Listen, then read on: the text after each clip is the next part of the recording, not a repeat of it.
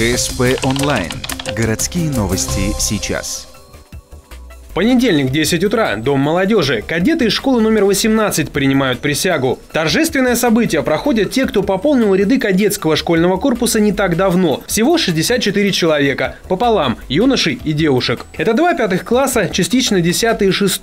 К этому ребята готовились не одну неделю, участвуя в репетициях, чтобы не ударить в грязь лицом. Впрочем, и сама присяга, что называется, обязывает. Для кадетов это в первую очередь торжественное обещание, это кадетская присяга. Они обещают учиться, творить, жить и отдавать все силы для того, чтобы получить кадетское образование и в будущем стать гражданином и патриотом своей родины.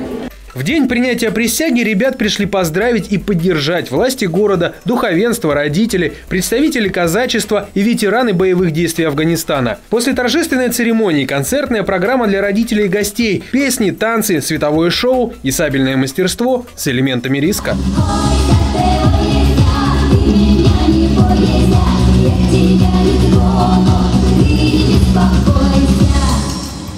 Чтобы стать кадетом, ученик должен хорошо учиться, подходить по здоровью, да и вообще захотеть быть своего рода примером для других. Однако такая молодежь находится. И 24 октября таких ребят стало на 64 человека больше.